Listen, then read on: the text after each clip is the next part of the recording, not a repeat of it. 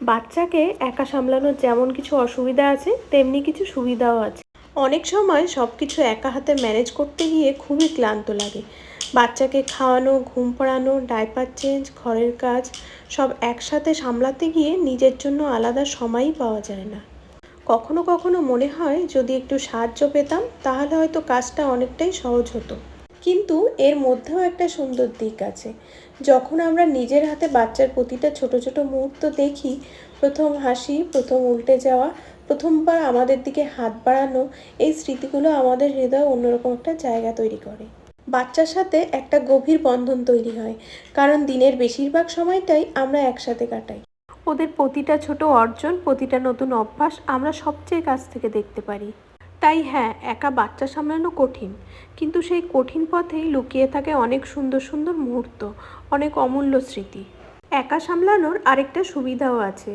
যখন বাচ্চাকে নিজের মতো করে বড় করার সুযোগ থাকে, তখন প্রতিটা সিদ্ধান্তই নিজের বিবেচনা অনুযায়ী নেওয়া যায়। সবার মতামত, অযাচিত পরামর্শ বা কুসংস্কারের চাপ ছাড়াই বাচ্চাকে নিজের বিশ্বাস আর আধুনিক চিন্তাধারা অনুযায়ী ডক্টরের পরামর্শ অনুসারে বড় করা যায়। কখন খাবে, কি শিখবে, কিভাবে নতুন জিনিস এক্সপ্লোর করবে, এসব বিষয়ে নিজের মতো করে সিদ্ধান্ত নেওয়ার স্বাধীনতা থাকে। আর সবচেয়ে বড় কথা, মা আর বাচ্চার মধ্যে একটা খুব গভীর বন্ধন তৈরি হয়। অবশ্যই প্রত্যেক পরিবারের পরিস্থিতি আলাদা, আর পরিবারের সকলের সাহায্য পাওয়াটা সবসময়ই আশীর্বাদের মতো। তবে একজন মা হিসাবে আমি বিশ্বাস করি, ভালোবাসা, ধৈর্য আর যত্ন থাকলে নিজের সিদ্ধান্তে বাচ্চাকে সুন্দরভাবেই বড় করে তোলা সম্ভব। আর আজকের ব্লগটা আমার জন্য আরও বেশি স্পেশাল, কারণ দেখতে দেখতে আমার ছোট্ট ক্রিসের 6 মাস হয়ে গেল। চলুন আপনাদের নিয়ে যাই আমাদের সেই বিশেষ দিনের ছোট কিছু সুন্দর মুহূর্তের মধ্যে। সকালে ঘুম থেকে উঠেই প্রথমে ক্রিসকে কিছুক্ষণ টামি টাইম দিলাম। এখনও আগের থেকে অনেক বেশি সময় মাথা তুলে রাখতে পারে, চারপাশটা কৌতূহল নিয়ে দেখতে থাকে।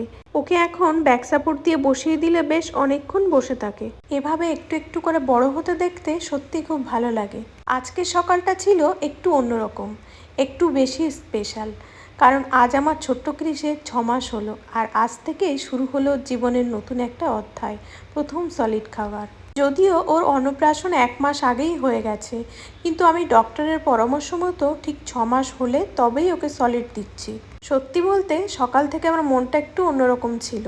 মনে হচ্ছিল এই তো সেদিন ও শুধু আমার বুকের পর মাথা রেখে ঘুমোতো, আর আজ থেকে ওর খাওয়ানোর দিনও চলে এলো।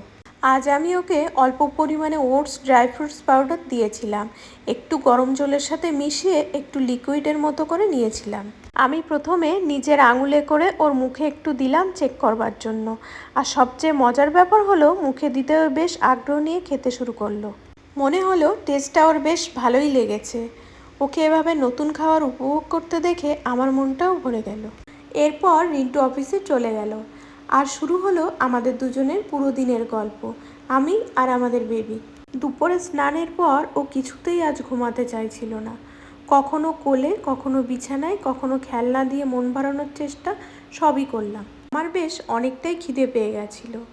শেষে বাধ্য হয়ে আমি ওকে আমার পাশের সোফার উপরে নিরাপদ করে বালিশ দিয়ে ঘিরে রেখে আমি তাড়াতাড়ি লাঞ্চটা করতে বসলাম। এখন এমন অবস্থা হয়েছে যে আমাকে চোখের সামনে না দেখলে ওর একদম ভালো লাগে না।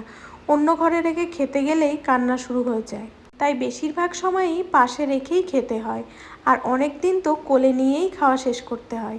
মা হওয়ার পর বুঝেছি গরম খাবার গরম অবস্থায় খেয়ে নেওয়াটাও একটা বড় বিলাসিতা। অবশেষে অনেক চেষ্টা করার পর মহারাজ ঘুমিয়ে পড়লেন। আর সত্যি বলতে কি, সারাদিন ওর পেছনে ঘুরতে ঘুরতে খেলতে খেলতে আমিও বেশ ক্লান্ত হয়ে যাই। তাই ও ঘুমোলে আমিও সুযোগ বুঝে একটু চোখ বন্ধ করে নিই। বেশ কিছুক্ষণ ঘুমের পর মহারাজ একদম ফুরফুরে মুড নিয়ে উঠলেন। ভাবলাম আজকের এই স্পেশাল দিনে ছোট্ট একটা ফটোশ্যুট করে নেওয়া যাক। প্রতি মাসে ওর ফটোশ্যুট করতে আমার খুব ভালো লাগে, কারণ প্রতিটা মাসের সাথে সাথে ও বদলে যাচ্ছে, বড় হচ্ছে, নতুন নতুন জিনিস শিখছে। আজ ভাবতেই অবাক লাগে 6 মাস হয়ে গেল আমার কোলে এসেছে। মনে হয় এই তো সেদিন হাসপাতাল থেকে প্রথমবার ওকে কোলে নিয়ে বাড়ি ফিরেছিলাম। এখনও অনেক কিছুই করতে পারে।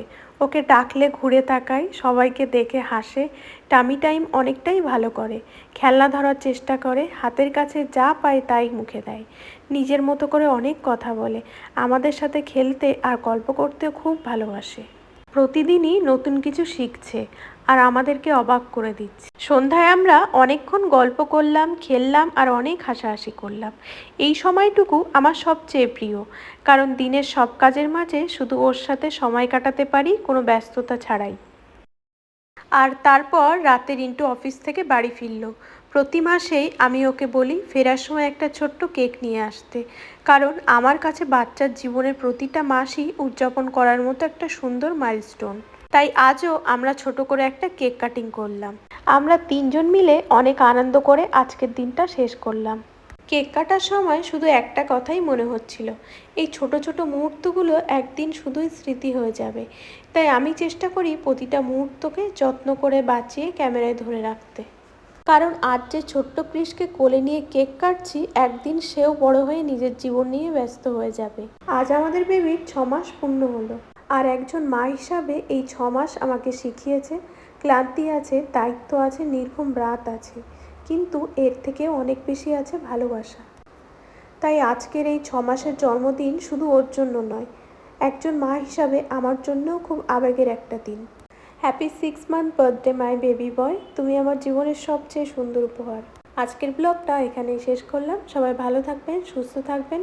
পরবর্তী নতুন একটা ব্লগে আবার দেখা হবে। টাটা।